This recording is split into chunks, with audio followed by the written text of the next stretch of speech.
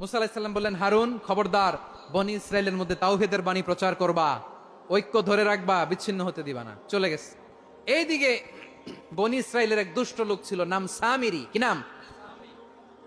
সামিরি। সে সবাইরে বলল, তোমাদের স্বর্ণগুলো ফালাও। স্বর্ণগুলো ফেললো, বনি ইসরায়েলের স্বর্ণগুলোকে গলিয়ে সে একটা গরুর বাচ্চা বানালো। গোবৎস। কিসের বাচ্চা? দেখেন গরুর পূজা কিভাবে শুরু হয় পৃথিবীতে প্রথম। গোবৎস পূজা, গরুর বাচ্চার পূজা কিভাবে। সে স্বর্ণ গলি গরুর বাচ্চা করে জিব্রাইল আলাইহিস সালাম যে জমিনে এসেছিলেন, ওই ফেরেশতার পায়ের নিচের একটু মাটি সে বুদ্ধি করে প্যাকেটে রেখে দিছিল। সে গরুর বাচ্চা বানায় স্বর্ণ দিয়ে গলিয়ে ওই মাটি এটার মধ্যে ঢুকাই দিছে ভেলকি দেওয়ার জন্য।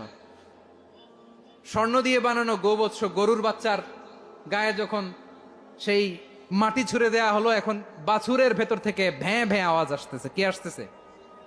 সবাই তো অবাক। সামিরি বলে, আরে তোমরা যে 70 জন দিয়ে মুসা আলাইহিস সালাম রে পাঠাইছো, ওইদিকে এত ঘুরতেছে, আল্লাহরে খুঁজে পায় না, আল্লাহ তো এটার ভিতরে ঢুকছে।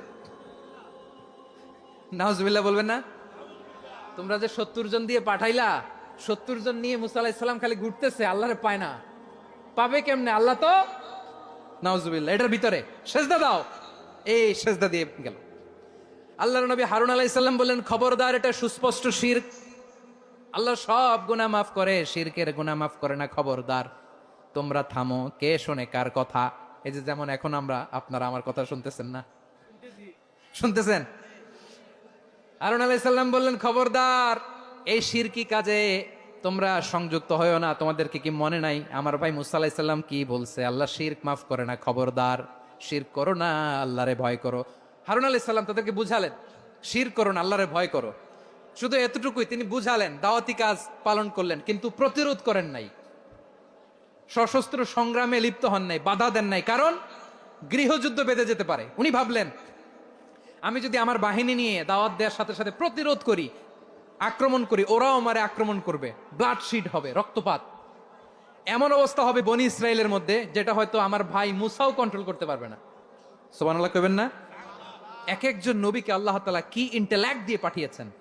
তিনি ভাবলেন, আমি দাওয়াতি কাজটাই করি, এটা যে হারাম এটা থেকে শুধু বারণ করি, কিন্তু প্রতিরোধ না করি।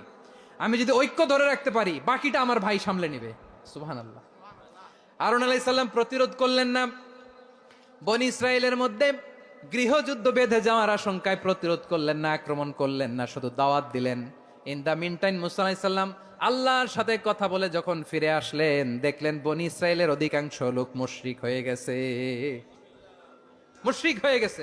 মুসা আলাইহিস সালাম রেগে গেলেন। রেগে প্রথমে বনি ইসরায়েলদেরকে